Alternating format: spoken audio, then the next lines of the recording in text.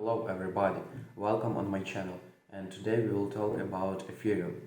Ethereum founder Vitalik Buterin praised Bitcoin maximalism.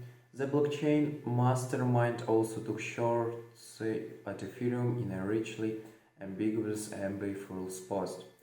Ethereum mastermind and co-founder Vitalik Buterin published a blog post Friday that with compelling logic and detail defended Bitcoin maximalism. The post seems largely seriously through its publicant on April Fool's Day introduced all sorts of questions about his real intentions. The maximalism thus broadly resists change to Bitcoin itself, while also argues that more complex blockchain systems have inherent and inevitably fatal flaws. Buterin's praise for maximalism is shocking because Ethereum itself is the most sustainably because of the fragility introduced by the complexity of its smart contract features. This article is accepted from the Node CoinDesk Daily Roundup of the most pivotal stories in blockchain and crypto news. You can subscribe to get the full newsletter here. In his post, Buterin frequently seems to echo the critique view of the system he conserved, including taking shots at Ethereum proposals to print money for developers.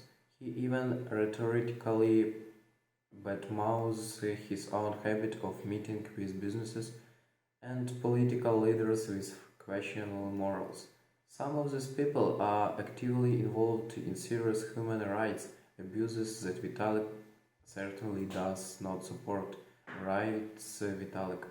Does Vitalik not realize just how much some of these people are geographically at each other's throats? While that's easy to interpret as some sort of ironic troll, what Buterin really seems to be doing here is leveraging the inherent ambiguity of an April Fool's publication date to highlight the nuance and complexity of the debate over maximalism. His apparent attacks on Ethereum are best interpreted as making the case that the crypto ecosystem encompasses many different approaches, even when he ramps up the rhetoric for April Fools trolling purposes.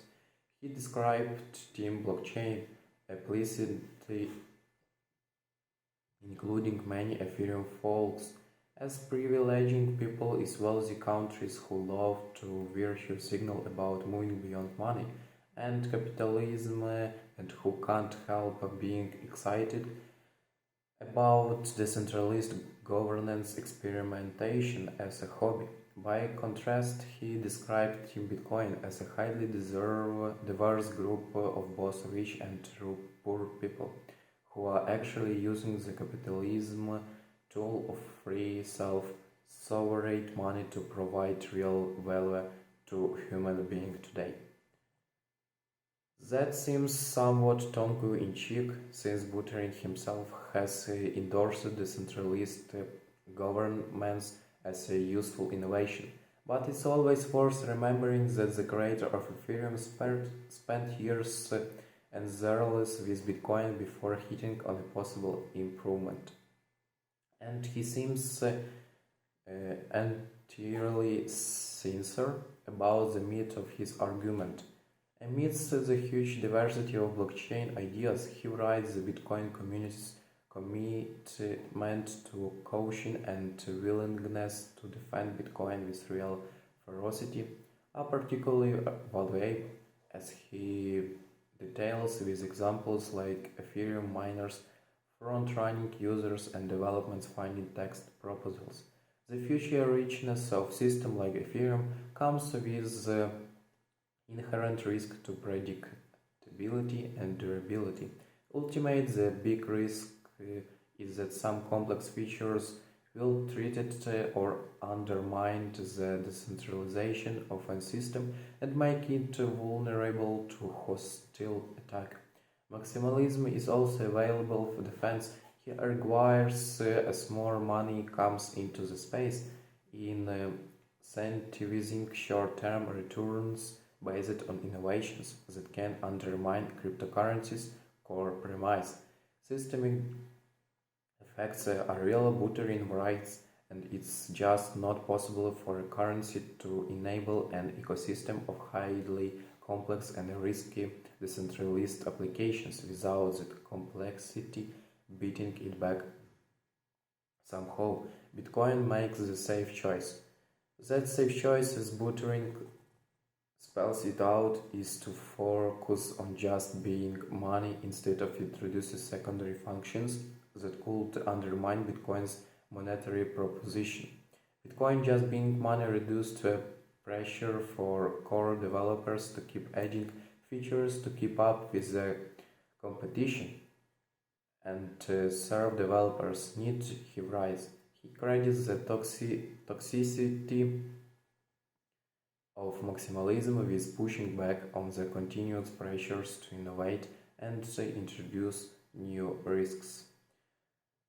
Vitalik Buterin on Ethereum's road not taken.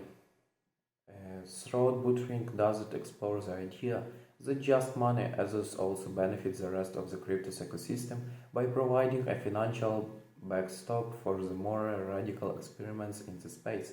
Sometimes this is very direct, with Bitcoin serving as collateral for other tokens such as Terra.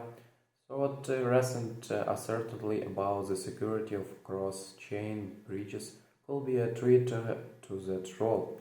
I will admit I'm projecting a bit, applying my own frame to clarify ambiguous best appreciated in all its ambiguous playfulness, but squinting just slightly. You may see Buterin bigger point too, that when Bitcoin wins, everyone benefits. Thank you, local toxic maximalism. The significant holding power over the global network should be obviously. National security is a term often used to justify policies of surveillance, military developments, techniques, or other legal implementations. In its most benign form, national security is a defensive stance aimed at ensuring the safety, stability, and sovereignty of a given jurisdiction and is a stepping stone toward a more equitable global power distribution and possibly peace.